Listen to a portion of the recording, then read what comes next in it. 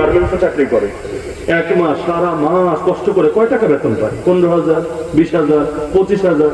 কিন্তু যদি কোনো মেয়ে দেখে এক রাতেই 30,000 কামানো যায়, কষ্ট করে, এত কষ্ট করে পুরো মাস কেন শ্রম দিয়ে?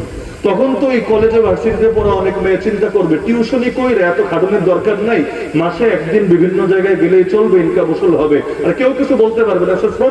শ্রমিক নিয়ে কথা বললে শ্রমিক সংগঠনগুলো তার পাশে দাঁড়াবে, তাকে যারা নিয়োগ দিয়েছে তারা তার পক্ষে কথা বলবে, পুরা কাজী ব্যবস্থা হবে। অথচ আপনি চিন্তা করেন, দেশে বেশ্যাখানা বাড়লে ধর্ষণ কমবে না বাড়বে? কমবে না বাড়বে? হাজার গুণ বাড়বে। কারণ একজন মানুষ জীবন একবার পতিতালয়ে গেলেই তার চাহিদা শেষ হয়ে গেছে, এমন না রে ভাই। বরং একবার যখন হারামের মজা পাবে, হারাম এমন জিনিস একবার যদি মজা পেয়ে যায়, তখন হালালে আর তুষ্টি আসে না, আসার কথা না। যারা বদনজরে অভ্যস্ত, কুদৃষ্টিপাতে অভ্যস্ত, এই কথাগুলো আমি আগেই বলেছি, অনেকের কষ্টের কারণ হবে, কিন্তু যা বাস্তবটা বলতেই হবে, কিছু করার নেই। কেউ যদি কুদৃষ্টিপাতে অভ্যস্ত হয়, নিজের স্ত্রীর প্রতি তার অন্তরকে পরিপূর্ণ আকৃষ্ট কিছুতেই রাখতে পারবে না। হারামের মজা পেয়ে গেলে হালালের মজা খুব বেশি দিন থাকে না, এটাই স্বাভাবিক ব্যাপার। মানুষ যখন গরিব থাকে, গরিবানা হালতে চলতে পারে। দেশে যখন কারেন্ট ছিল না, আপনারা থাকেন নাই দেশে, ঠিক আছে, ওই সময় সারাদিনই তো কারেন্ট নাই, আরে কিসের গ্রীষ্মকাল বর্ষাকাল চলছে, আলহামদুলিল্লাহ সবই চলছে, তখন কোনো সমস্যা হয় না। আর এখন 5 মিনিটের জন্য কারেন্ট গেল, আরে ফ্যানটা বন্ধ হয়ে গেছে, এই তাড়াতাড়ি বাতাস মার, মানে অবস্থা এমন, এটা না হলে তার প্রেশার বেড়ে গিয়ে, হার্টবিট বেড়ে গিয়ে এই হবে সেই হবে।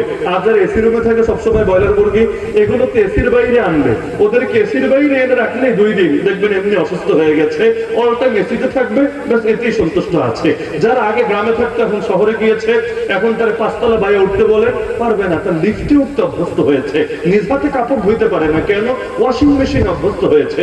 এমনকি থালা বাটিটা ধুইতে পারে না, কেন? ডিশওয়াশারে অভ্যস্ত হয়েছে। ঘরের কাজটা, ঘর ঝাড়ু দিবে, মুছবে না, এটাও পারে না, কেন? কাজের বুয়াজ রাখা শিখে ফেলেছে।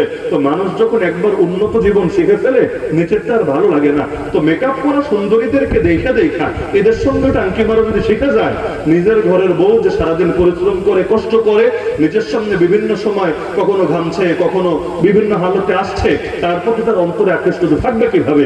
এই জন্য হালালের মজা ঠিক রাখতে চাইলে হারামের মজা ছাড়া লাগে। এই সমাজ আপনার 2 দিকে কাটবে, একদিকে ভালো হওয়াকে কঠিন করবে, আর একদিকে হারামের দিকে শুধু দাওয়াত দিতেই থাকবে। তো বলছিলাম যে আল্লাহ 2টা আদেশ দিচ্ছেন। 1 নম্বর আদেশ হলো ইনসাফের, ন্যায্যতা। ইসলাম সাম্যের ধর্ম এই কথা না বলে এখন থেকে বলবেন ইসলাম ন্যায্যতার ধর্ম, ইনসাফের ধর্ম। সাম্যতা আর ন্যায্যতা এক কথা না রে ভাই, সমতা আর ন্যায্যতা এক কথা না। এই যারা বলে আমরা সমতা চাই, এই কথার অনেক সময় অপপ্রয়োগ হয়। এই সমতার কথা বলেই নারী কমিশন এখন বলছে ছেলেও যা পাবে মেয়েও তা পাবে। কি বলছে না এটা? এখন যুক্তি তো ঠিক আছে, সমতা সমান সমান, এখানেও সমান, ওখানেও সমান, সব জায়গায় সমান। ওদের যুক্তি ফেলবেন কিভাবে? আপনিও তো বলছেন সমতা চাই, ওরাও বলছে সমতা চাই, কিন্তু সমতা চাওয়া এটা একটা টোপ, একটা ধর্মনিরপেক্ষতাবাদের একটা অস্ত্র। ইসলাম আমাদেরকে বলেছে ন্যায্যতা চাই, ন্যায্যতা। যেমন ধরেন 2টা বাচ্চা আছে, একটার বয়স 18 আর একটার বয়স 5, থাকতে পারে না বাসায়? 18 বছরের বাচ্চাটা ধরেন ভার্সিটিতে পড়ে, কলেজে পড়ে, 5 বছরের বাচ্চা মাত্র যাতায়াত শুরু করেছে, প্লেতে, কিন্ডারগার্টেনে বাচ্চাদের স্কুলে পড়ে। এখন বড় ছেলেটাকে প্রতিদিন হাত খরচ দেন ধরেন 100 টাকা, 200 টাকা, 500 টাকা, এক একজন সামর্থ্য অনুসারে এক এক রকম দেয়। আর ছোটটা দেন 5 টাকা, 10 টাকা, 15 টাকা, 20 টাকা, এটাই বেশি, বা সর্বোচ্চ দিলে 50 টাকাই দিলেন, এর বেশি তো ছোট বাচ্চারে তো টাকাই দিতে চায় না, মানুষ কিনে দেয়, সাধারণত টাকা দেয় না। তাও ধরলাম দিলে কত, 5 থেকে 50-এর মধ্যেই তো দিবেন, কিন্তু বড়টাকে ডেইলি হাত খরচ আর 10 গুণ বেশি হয়তো দিচ্ছেন। এখন যদি 2 দিন পর ছোটটা আন্দোলন শুরু করে যে সমতা চাই, সাম্য চাই, আমরা রক্ত দিয়েছি বৈষম্য করার জন্য, আমরা সাম্যের বাংলাদেশ চাই, বড়টারে যা দাও আমারও তা দিতে হবে, অথবা আমারে যা দাও বড়টারে তা দিতে হবে, এই দাবি মানলে কি আসলে ইনসাফ থাকবে? মানলে কি ইনসাফ থাকবে? কেন? কারণ বড়টাকে যদি 5 টাকা দেয়, আমার রিক্সা ভাড়াও হবে না, ও ঠিকভাবে যেতেও পারবে না, ওর কাজে হবে না। আর ছোটটাকে যদি 500 করে দেন, ও হয়তো মানুষই থাকবে না, অমানুষ হয়ে যাবে, বাচ্চাটালেই হয়তো সে নষ্ট হবে আপনার কারণে। কারণ পয়সা পেলেই হয় না, পয়সা খরচ করার তরিকাও জানা লাগে। এই জন্য রাতারাতি যারা কোটিপতি হয় অনেকে নষ্ট হয়ে যায়, কারণ এত টাকা দিয়ে করবে কি, টাকা দেখেই নেই জীবনে, দেখেই না জীবনে, কি করবে? এখন গিয়ে মদ খায়, পেন্সিডিল খায়, বিভিন্ন ক্লাবে যায়, বিভিন্ন আজিবাজিব কাজ করে, টাকা লোড নিতে পারে না। এক লটারি পেয়ে কত এমনও আছে হার্ট ফেল করেছে, লটারিতে কোটি টাকা পেয়ে গেছে, এটা সে নিতে পারছে না। আরে এত টাকা, এত টাকা, খুশিতে বেচারা আনন্দে আত্মহারা হয়ে একটু হার্ট ফেল করেই মারা গিয়েছে। তো মানুষের একটা বহন ক্ষমতা থাকে, একটা যোগ্যতা থাকে। আল্লাহ রসুলকে আল্লাহ কত কিছু দিয়েছেন, ওই রকম জিনিস যদি কাউকে দেওয়া হয়, সাধারণ কাউকে মারা যাবে, মারা।